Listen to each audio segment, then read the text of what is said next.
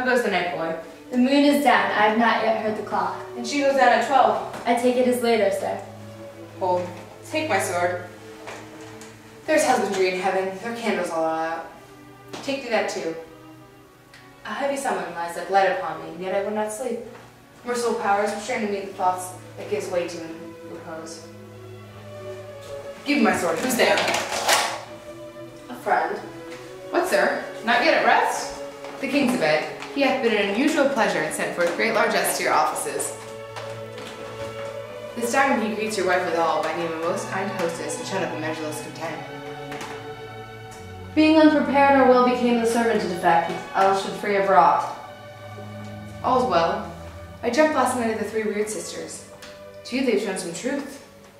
I think not of them, yet when we can entreat an hour to serve, we would spend it in some words upon that business, if you would grant the time. At your kindest pleasure. If you shall cleave to my consent, when 'tis it shall make honor for you. So I lose none in seeking to augment it. Looking my bosom franchise and allegiance clear, I shall be counseled. Good repose the while. Thanks, sir. The like to you. Go bid thy mistress when my drink is ready. She strike upon the bell, get thee to bed.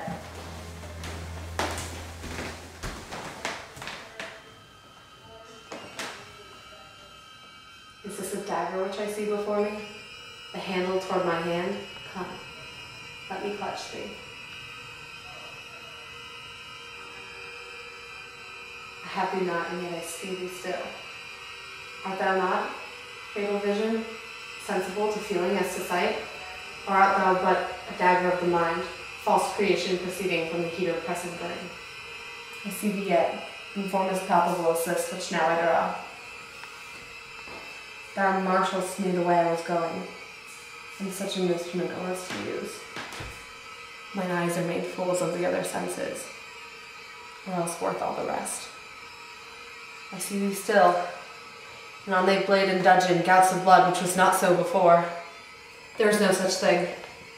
It was the bloody business that informed us to mine eyes.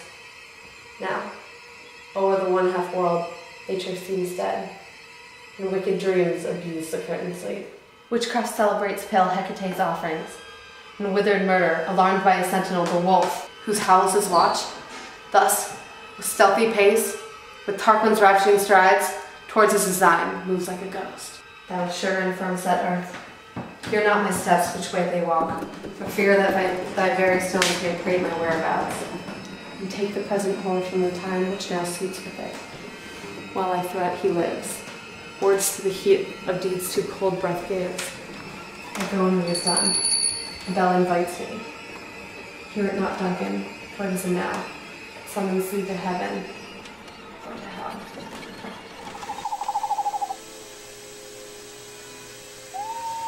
That which hath made them drunk hath made me bold. What hath quenched them hath given me fire. Hark! Peace. It was thou that shrieked, the fatal bellman that gives the sternest good night. He is about it. The doors are open, and the surfeited grooms do mock their charge with snores. I have drugged their possets that death and nature do contend about them whether they live or die. There! What ho! Alack, I am afraid they await and 'tis not done. The attempt not the deed confounds us. Hark! I laid their daggers ready. He couldn't have missed him. Had he not resembled my father as he slept, I'd have done it. My husband? I have done the deed. Didst thou not hear a noise? I heard the owls shriek and the crickets cry. Did you not speak? When? Now. As I descended? I. Hark! Who lies in the second chamber? Donalbain. This is a sorry sight. A foolish thought to say, a sorry sight. There's one did laugh in his sleep, and one cried, "Murder, that they did wake each other." I stood and heard them, but they did say their prayers and address them again to sleep. There are two lodged together. One cried, "God bless us," and amen the other, as they had seen me with these hangman's hands, listening in their fear. I could not say amen when they did say, "God bless us." Consider it not so deeply. But wherefore could I not pronounce amen? I had most need of a blessing, and amen stuck in my throat. These deeds must not be thought of after these ways, so it will make us mad. Methought I heard a voice cry, "Sleep no more. Macbeth does murder sleep. The innocent sleep. Sleep that knits up the raveled sleep of care. The death of each day's life. Sore labor's bath, balm of hurt minds.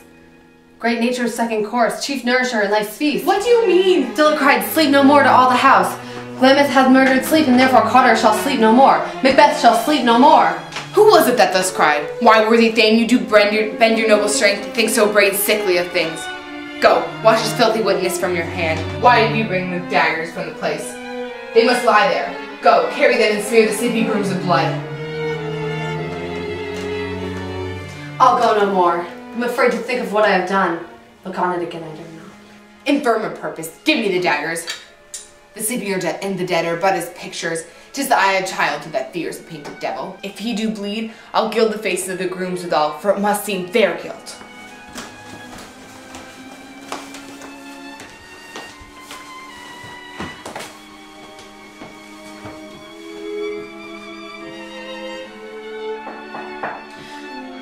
Whence is that knocking?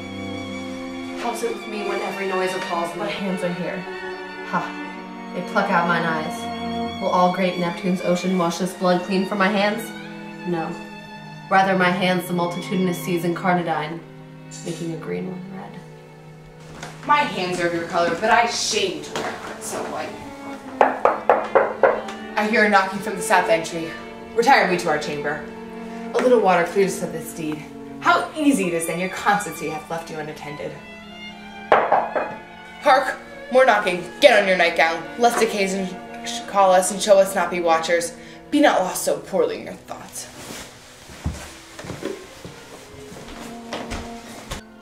To know my deed, 'twere best not know myself. Wake Duncan with thy knocking. I would thou couldst.